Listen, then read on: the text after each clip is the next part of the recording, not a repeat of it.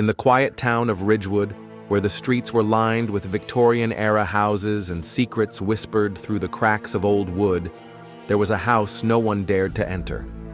The Hawthorne Manor, with its towering spires and cracked windows, had stood abandoned for decades. Children dared each other to step onto its creaking porch, but no one ever stayed long enough to explore. It was said that whoever climbed the 13 steps to the attic never came back. It was a chilly October evening when 3 teenagers decided to test the legend. Emma, the brave leader of the group, had always scoffed at ghost stories. Her best friend, Liam, was more cautious but unwilling to appear cowardly.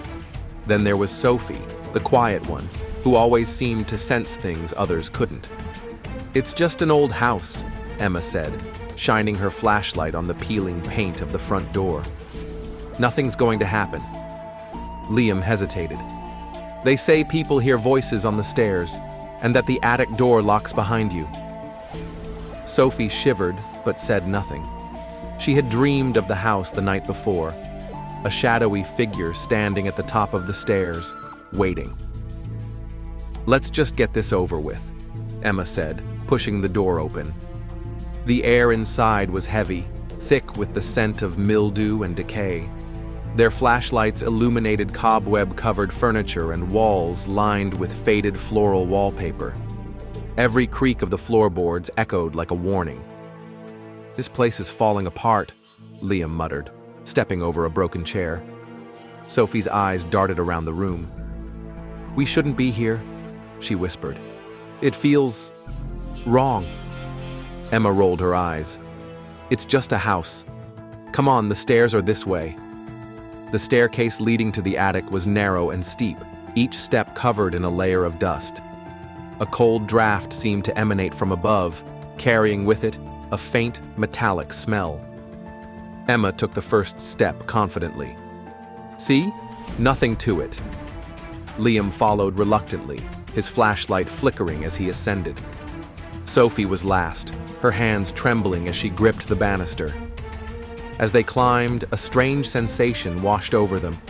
The air grew colder and the sound of their footsteps seemed to distort, echoing unnaturally. On the 7th step, Sophie froze. "Do you hear that?" Emma stopped and turned. "Hear what?" Sophie's voice was barely a whisper. "The whispers." Liam's face paled. "I hear them too."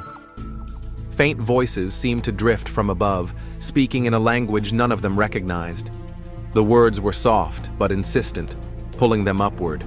By the time they reached the 13th step, the whispers had grown louder, almost a chant. The attic door loomed before them, its wood darkened with age and claw marks etched into its surface. Emma hesitated for the first time. "It's just a door," she said, though her voice lacked its usual confidence. She reached out and turned the knob. The door creaked open, revealing the attic's shadowy interior. The room was empty, except for a single chair in the center, illuminated by moonlight streaming through a cracked window. "Let's go," Liam said, his voice trembling. "We've seen it. That's enough." But Emma stepped inside, drawn to the chair. Sophie and Liam followed reluctantly, their flashlights casting long shadows on the walls. As Emma approached the chair, the attic door slammed shut behind them. They spun around, but the door wouldn't budge.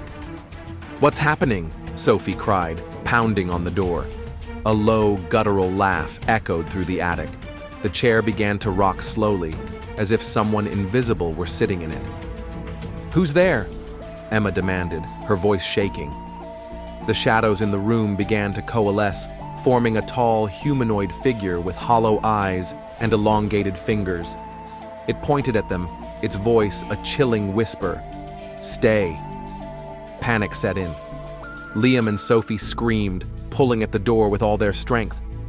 Emma grabbed a nearby candlestick and swung it at the figure, but it passed through as if the entity were made of smoke. The whispers grew deafening, filling their minds with incomprehensible words. Sophie suddenly shouted, "The stairs! Run!" The door flew open, and they bolted down the staircase, tripping over each other in their desperation to escape. The whispers followed them, growing fainter as they reached the front door and burst outside into the cold night air. They didn't stop running until they were far from the house, their hearts pounding and their breaths ragged.